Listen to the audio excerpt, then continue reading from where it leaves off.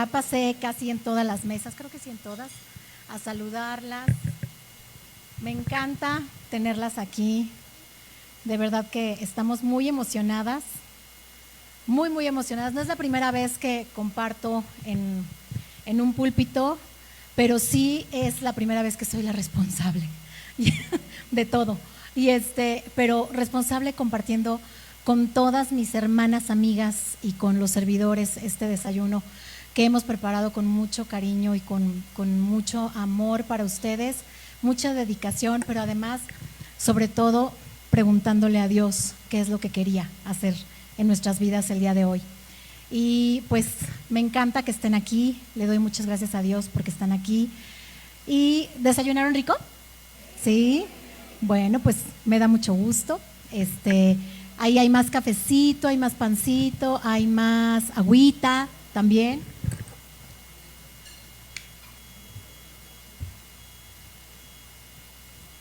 Y bueno, pues nuestro desayuno de hoy, nuestro evento de hoy se llama Mujeres que Inspiran. Quiero empezar, pues, por lo básico, ¿no? La definición. ¿Qué es inspiración? La inspiración, les voy a leer la definición del diccionario, es una repentina disposición para llevar a cabo una actividad, o sea, repentina, algo así de, ¡ah! Esto voy a hacer, ¿no? Una conducta, una acción que vamos a llevar a cabo de repente que se nos ocurre, ¿no? Y especialmente cuando se trata de algo vinculado a la creatividad o a los asuntos del espíritu. Los artistas mencionan mucho que tienen a la musa de la inspiración, ¿no? Entonces, bueno, la inspiración es algo que nos llega y que decimos, esto estaría muy bien, o oh, wow, eso me gusta, ¿no? Esto me llama la atención. Y yo te voy a hacer 2 preguntas esta mañana y te voy a dejar 10 segundos para que pienses. 1, ¿quién ha sido una mujer que ha marcado tu vida? Y 2, ¿qué tenía esa mujer que la hacía diferente? No me van a decir, pero piénsenlo. Bueno, pues yo les voy a contar unas historias. Vamos a empezar por una historia que ocurrió en la Segunda Guerra Mundial. En medio de ese oscuro tiempo de la Segunda Guerra Mundial, cuando había miedo, violencia, angustia, desolación, había una mujer neerlandesa, o sea, holandesa en ese tiempo, que decidió encender una pequeña luz de esperanza en mucha gente. Su nombre era Corrie ten Boom.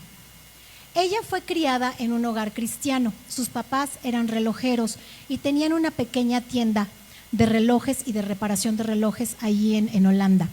Y ellos, como eran cristianos, acostumbraban tener estudios de la palabra de Dios y reuniones de oración.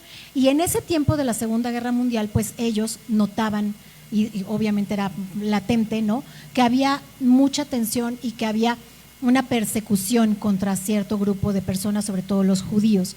Entonces, bueno, pues ellos empezaron a recibir gente en su casa, en su taller.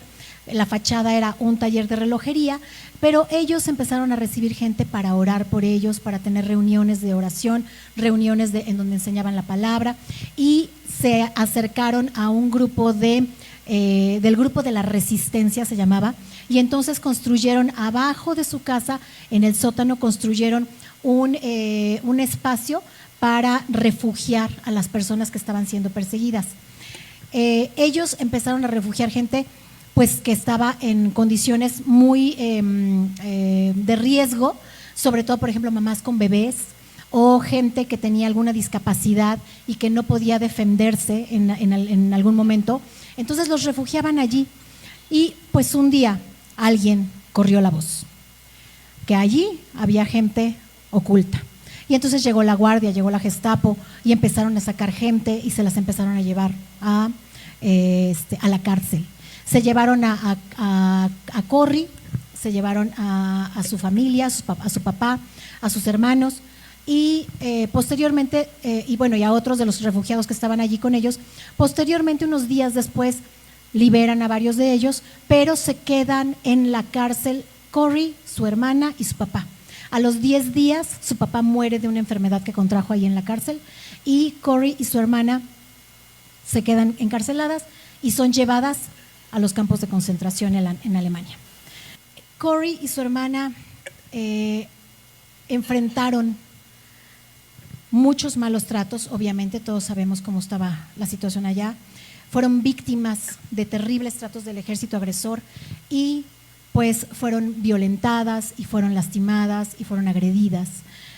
Pero fíjense que estando en los tiempos de prueba y peligro, en una situación como esa, difícilmente nos esforzamos por mirar alrededor y pues no nos percatamos de las necesidades y del sufrimiento de otros, porque nuestro instinto es de conservación y nuestro instinto se va a centrar en suplir y en sobrevivir, en suplir los requerimientos básicos que yo tengo. Sin embargo, Corrie y su hermana hicieron otra cosa que les voy a contar más adelante. Quédense con la historia de Corrie. En otro tiempo, en otro lugar, hubo una niña que nació en una familia acomodada, muy bien acomodada. Su padre era político y estaba muy bien posicionado en la política de su país, en Macedonia del Norte. Esta niña se llamaba Agnes y era la menor de varios hijos del matrimonio. Cuando ella tenía 10 años, su padre murió, 8 años, perdón. Su padre murió por causas que no se supieron, pero como estaba en la política, se presumía que alguien lo había mandado matar. Ella seguía viviendo en una familia acomodada porque su padre los dejó en buena posición, pero ella a los 18 años decidió irse a Irlanda y entrar al convento. Entonces se mete al convento, empieza a estudiar teología, empieza a estudiar, a hacer sus votos de pobreza, de castidad, de obediencia, y posteriormente entra a otra ala del convento y se hace muy devota de una santa que se llamaba Teresa, y ella decide cambiarse el nombre de Agnes a Teresa. Después se va a la India, aprende cuestiones de enfermería, de atención a la gente pobre, y recibe un llamado de Dios para que ella sirviera en temas humanitarios y de enfermos, hiciera atención a enfermos y a la gente más pobre y la gente más vulnerable. Y entonces ella se va a vivir a un poblado lejano en la India que se llama Calcuta. Allí empezó a atender las necesidades de los indigentes y de los hambrientos, y la conocemos como Teresa de Calcuta. En estas dos historias, el origen de su llamado fue una fe inquebrantable y una convicción profunda de ayuda al necesitado. Ambas dieron su vida por cuidar de los que estaban en necesidad. En la Biblia encontramos historias reales, como ya nos decía Clau, historias reales de mujeres que no son perfectas, ¿no? Que tuvieron una vida que también dejó huella. Cuando Dios escribe de alguien en la Biblia, deja mensajes de alguien en la Biblia, es porque esas personas y esos momentos van a ser significativos para nosotros también. Entonces, bueno, pues hay mujeres reales, no perfectas, no impolutas, no instruidas, no reconocidas tampoco socialmente en su contexto. Sin embargo, fueron mujeres que dejaron su historia por su valentía, su generosidad, su fe y por la protección que llevaron hacia otras personas. Les voy a hablar de una mujer que la verdad es que no tenía muy buena reputación. Se llamaba Rahab. Rahab era una prostituta. Y Dios dejó constancia de ella en la Biblia porque Rahab tiene una historia muy importante. Rahab era una prostituta en la ciudad de Jericó. Esa ciudad iba a ser tomada por el pueblo hebreo, porque Dios ya se los había dicho. Y cuando Dios dice una cosa, eso se cumple. Entonces, Dios les había dicho a los hebreos, van a tomar Jericó. Lo tomaron de una manera muy especial, que bueno, no la voy a explicar ahorita, pero bueno, ya lo deberían de leer en su Biblia. Pero bueno, Jericó estaba rodeada por murallas, era una ciudad amurallada. Esto quiere decir que todos vivían adentro de las murallas. Y las murallas no eran una barda como las que ahora vemos que dividen las casas, no, las murallas eran unos muros bastante anchos porque tenían que proteger a toda la ciudad y a todas las personas que vivían dentro de la ciudad. Entonces eran lo suficientemente anchos como para que tuvieran incluso viviendas en ese espacio de la muralla. Y Rahab vivía en la muralla junto con su familia.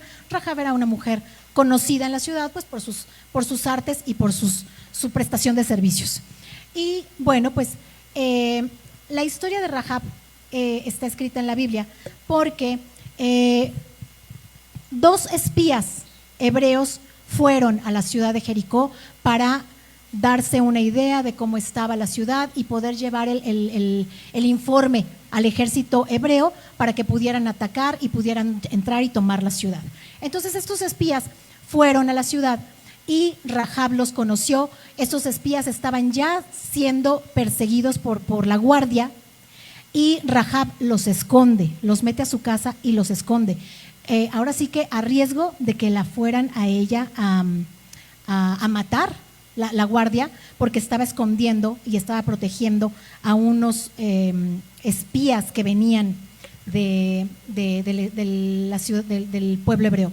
Dice la palabra de Dios en Josué 2. En realidad, la mujer, es que llegaron los de la guardia y le dijeron, sácalos, porque sabemos que tienes aquí a los espías. Y ella dijo, no, aquí no hay nadie. Sí vinieron, pero ya se fueron. Vayan y búsquenlos porque seguro van corriendo hacia las montañas. Entonces, pues la guardia salió, le creyó la palabra y salieron y fueron a buscarlos allá. Y entonces la palabra dice, en realidad la mujer había llevado a los hombres al techo de la casa y los había escondido entre los manojos de lino que allí secaba. Y les dijo, yo sé que el Señor les ha dado esta tierra y por eso un gran terror ante ustedes ha caído sobre nosotros. El pueblo de Jericó estaba aterrado porque habían escuchado todo lo que Dios había hecho con la liberación del pueblo hebreo desde Egipto. Habían salido de Egipto, los había perseguido el ejército de Faraón, cruzaron el Mar Rojo en seco, porque Dios lo abrió para ellos, y cuando pasa el ejército de Faraón, Dios cierra el mar y los ahoga. Y entonces fueron pasando varias situaciones con el ejército, con el pueblo hebreo, y entonces el pueblo de Jericó estaba aterrado porque sabía quién estaba delante de ellos, quién los cuidaba. Entonces le dice, por eso estamos todos tan amedrentados y descorazonados frente a ustedes. Yo sé, le dice Rahab, que el Señor su Dios es Dios arriba en el cielo y abajo en la tierra. Y Rahab no era del pueblo de Dios, ella no adoraba a Dios, sin embargo lo sabía. Y le dice, por lo tanto les pido ahora mismo que juren en el nombre del Señor que serán bondadosos con mi familia, como yo he sido con ustedes. Quiero que me den como garantía una señal de que perdonarán la vida de mi padre y de mi madre y de mis hermanos y hermanas y de todos los que viven con ellos. Juren que nos salvarán de la muerte. Y este fue un acto de valentía y de protección a su familia, porque ella sabía lo que venía cuando el pueblo hebreo, cuando el ejército hebreo tomara la ciudad de Jericó. El ejército iba a acabar con todos y con todo, y por eso Rahab dijo, arriesgo mi vida en este momento ante la guardia del rey de Jericó, arriesgo mi vida porque yo sé que ellos van a acabar con todo y yo quiero perpetuar mi vida, ¿no? Y mi generación. Entonces ella arriesgó su vida, ella estaba por supuesto aterrada, ¿no? Y pues tuvo su recompensa porque bueno, pues ahora sí que respetaron su vida, la de su familia. Y bueno, esta es otra historia, pero les voy a decir que Rahab es la abuelita del rey David. Entonces, la vida de Rahab fue muy importante. Este acto que ella hizo de valentía fue muy importante. Protegió a su familia ante el ataque inminente del ejército israelí. Bueno, y en otra historia de la Biblia les voy a contar. La verdad es que las mujeres en ese tiempo, en los tiempos de hace 4,000 años, no eran muy valoradas. Eran valoradas cuando tenían un esposo, cuando eran madres, pero no eran muy valoradas por sí mismas. Las mujeres tenían que estar protegidas por alguien, por un esposo. Y en este caso les voy a hablar de una mujer que era viuda, Entonces, en aquel tiempo, en esa cultura, pues una mujer sola estaba desvalida, ¿no? Y esta mujer era, además de viuda, madre soltera porque tenía un hijo pequeño, porque si hubiera sido un hijo grande, un hijo mayor, ya hubiera ido a trabajar, pero no, era un hijo pequeño. Entonces ella tenía que darle de comer a su hijo y pues su esposo seguramente la habrá dejado con unos recursos, ¿no? Pero llegó el momento en el que se le acabaron y ella no podía trabajar y su hijo tampoco. Entonces esta mujer, y además era un tiempo en el que había escasez y hambruna en toda la región. Entonces esta mujer pues estaba en la última pregunta. Estaba ya no tenía más recursos, ya no tenía más comida, ya no tenía nada para seguir dándole de comer a su hijo y para comer a ella, ella. Y nos narra la palabra en Primero de Reyes que la palabra del Señor vino al profeta y le dijo: ve ahora a Sarepta de Sidón y permanece allí. A una viuda de ese lugar le he ordenado darte de comer. Así que Elías se fue a Sarepta, y al llegar a la puerta de la ciudad encontró una viuda que recogía leña. La llamó y le dijo: por favor, tráeme una vasija con un poco de agua para beber. Mientras ella iba por el agua, él volvió a llamarle y le dijo: tráeme también, por favor, un pedazo de pan. O sea, ella ya se iba y dijo: ¡ey! Pero también me traes pan, ¿no? Por favor. Y entonces le dijo la viuda: tan cierto como que el Señor tu Dios vive, no me queda ni un pedazo de pan. Solo tengo un puñado de harina y un poco de aceite en el jarro. Precisamente estaba recogiendo unos leños para llevármelos a casa y hacer una comida para mi hijo y para mí. Será nuestra última comida antes de morirnos de hambre. ¿Se imaginan? Qué trágico. ¿Te has sentido alguna vez así? Esto es lo último que tengo. Este es mi último recurso. Ya no me queda nada. El diagnóstico médico ya me dejó sin palabras y sin opción. Me quedé sin trabajo. Se destruyó mi matrimonio. Estoy sola.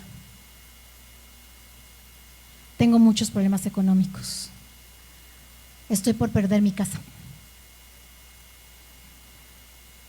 Nada ni nadie tiene a tu alrededor una solución para ese problema.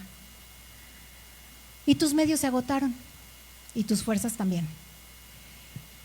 Y no solo estás en la angustia tú, sino que tu familia también está en la angustia porque también lo está viviendo contigo. Y aquí el profeta le dijo a la viuda: no temas, vuelve a casa y haz lo que pensabas hacer, pero antes preparas un panecillo con lo que tienes y me lo das a mí. Luego haz algo para ti y para tu hijo, porque así dice el Señor: no se agotará la harina de la tinaja ni se acabará el aceite del jarro hasta el día en que el Señor haga llover sobre la tierra.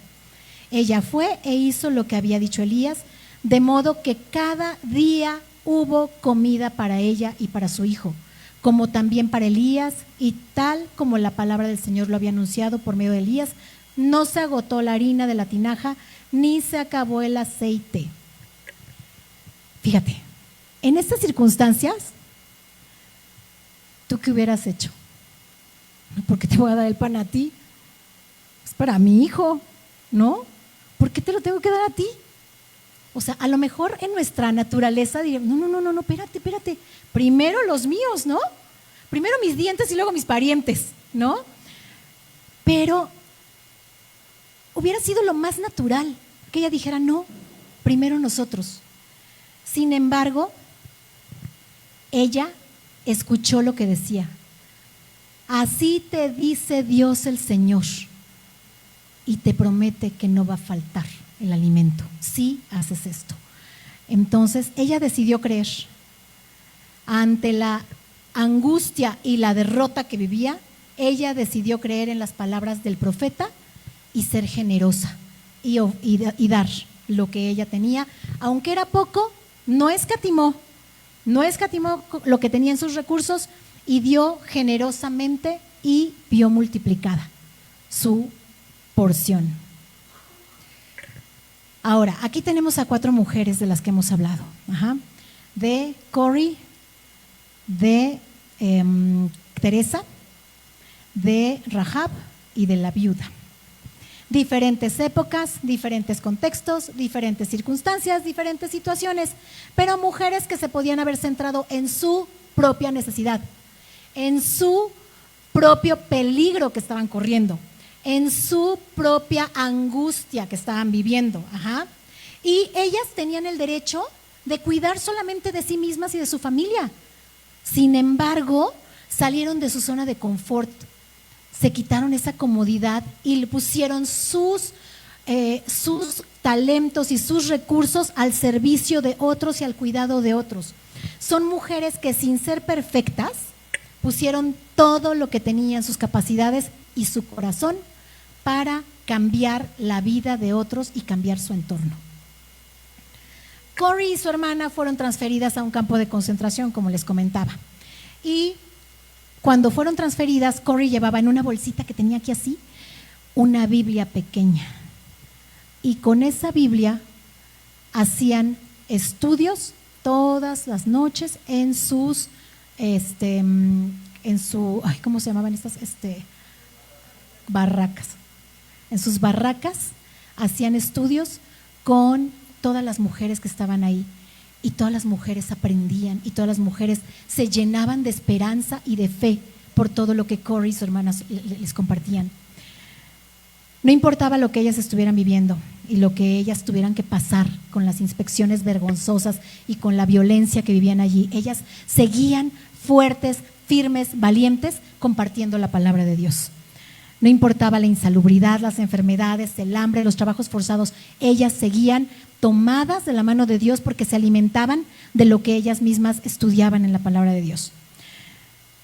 Rahab, por su parte, aterrada por la inminente invasión del ejército hebreo, enfrentó a los guardias al proteger la vida de ella y de su familia, y eso que no adoraba a Dios, eso que ella no era del pueblo hebreo y ella no conocía a Dios. Sin embargo, ella decidió creer en el Todopoderoso y encontró su favor. En estas historias, en estas 2 historias, en la de Cori y en la de Rahab, sus vidas nos dejan ver que confiaron en Dios sin buscar entender el plan. Ellas construyeron su confianza y su victoria ante las adversidades, mirando solamente la fidelidad de Dios. La valentía no viene de tus fuerzas o de tus capacidades. La valentía no viene tampoco del famoso empoderamiento femenino. La valentía no es fruto de nuestra arrogancia personal. La valentía tiene que venir de una fe inquebrantable en el Dios Todopoderoso. Y cuando una mujer refleja su dependencia de Dios, inevitablemente va a inspirar a otros. En el caso de Teresa y de la viuda de Sarepta, nos llevan a entender que un corazón generoso no es propio del ser humano. A veces ni siquiera sabemos ser generosas, somos muy egoístas. El corazón generoso es fruto de escuchar la voz de Dios y de decidir desprenderte de lo material que tú tienes, poco o mucho. Te desprendes de tu egoísmo, te desprendes de tu yo, de tu necesidad personal para suplir lo que otros necesitan también. En nuestra visión, que es muy corta, en lo natural, nosotros vemos las circunstancias que nos restringen. Hasta aquí puedo, ya no puedo dar más. Todo esto es mío y ya no voy a dar más. Nosotros vemos hasta allí. Pero la fe nos va a conectar con el poder de Dios, y la obediencia a Dios activa el propósito que Dios tiene en nosotros. Algunas mujeres inspiran porque se entregan, porque ayudan, porque perdonan, porque aman. Otras porque sirven, pero todas tienen algo en común: reflejan a Cristo en su vida. Y déjame decirte que nuestras capacidades y fortalezas tienen grietas. Si tú pudieras ver así como un papel y dices, todo esto son mis capacidades y mis fortalezas, vas a ver que tienen grietas. Ajá. Tienen hoyitos. ¿Y sabes para qué son esos hoyitos? Para que resplandezca por allí el poder de Dios. Porque no somos nosotras las que tenemos capacidad. Todo viene del poder de Dios. Y entonces vamos a reflejar el brillo de Dios. Y una mujer que camina con Dios y que está equipada por el favor de Dios, siempre va a terminar inspirando a otras mujeres. Obras pequeñas, simbólicas, profundas, sinceras y que tengan su raíz en conocer y escuchar al Señor, en la obediencia al Señor, en amor y gratitud a Jesús, son las que te van a hacer que seas una mujer que inspire. Y lo que nosotros vamos a hacer que inspire va a ser el fruto que vamos a dar cuando tenemos la conexión correcta hacia Dios. No son nuestros atributos, no es lo que nosotros podemos hacer, es la conexión con Dios. Y ahorita hemos hablado de fe, de esperanza, de fortaleza, de generosidad, de entrega. Y estos atributos siempre van a apuntar a Cristo, siempre. Y no a mi orgullo, ni a mi arrogancia, ni a mis capacidades. Siempre tienen que apuntar a Cristo. En el mundo hay muchas mujeres que quieren trascender y ser de inspiración, pero en aspectos equivocados.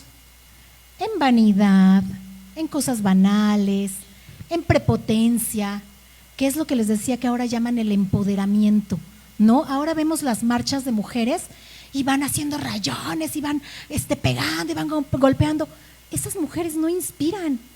Esas mujeres están perdiendo todo lo que realmente valen por estar queriendo demostrar algo a lo que no fueron llamadas, ¿no? Entonces, nosotros tenemos que ser de una influencia positiva, no de una influencia negativa, como el mundo lo pone. Y para ello es necesario estar pegadas a Dios. Eso es lo más importante, pegadas a Dios, para inspirar lo correcto, lo perfecto. Y eso ni siquiera nos vamos a esforzar, porque lo va a hacer Dios en nosotras, va a fluir así, como cascada. Yo te preguntaba al principio, ¿qué mujer ha sido de inspiración en tu vida? ¿A quién has admirado? Y ahorita te pregunto, ¿realmente esa mujer reflejaba lo correcto para inspirarte? ¿Sembró lo correcto en tu vida para inspirarte? Si no era una mujer que sembró lo correcto ni lo positivo en tu vida para inspirarte, cámbiala, deséchala. Ella no es el modelo a seguir.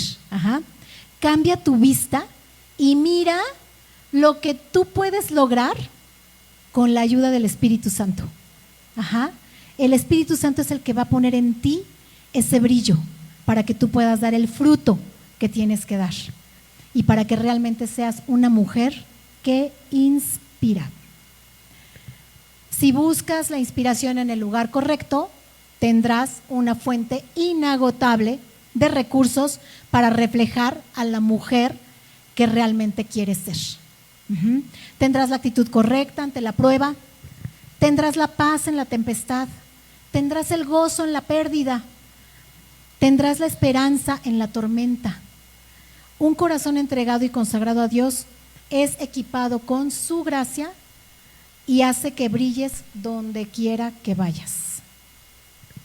Y pues bueno, la verdad es que hablar de mujeres de la Biblia y hablar de un ejemplo de mujer en la Biblia y no irnos a Proverbios 31 nos faltaría, nos quedaríamos cortitas. Si quieren, llegando a su casa, busquen en su Biblia Proverbios 31 y van a encontrar los valores de la mujer de Proverbios 31, que es lo que Dios nos inspira a hacer. Dice Proverbios 31 en los versículos 26 y 30. Dice, la mujer virtuosa cuando habla, lo hace con sabiduría. Cuando instruye, lo hace con amor. Y dice el versículo 30, engañoso es el encanto y pasajera la belleza. La mujer que teme al Señor es digna de alabanza. Ese es el valor que nosotros tenemos que tener, ser temerosas de Dios y hacer todo con sabiduría y con amor. Dios quiere que seamos como Él nos describe en esos versículos.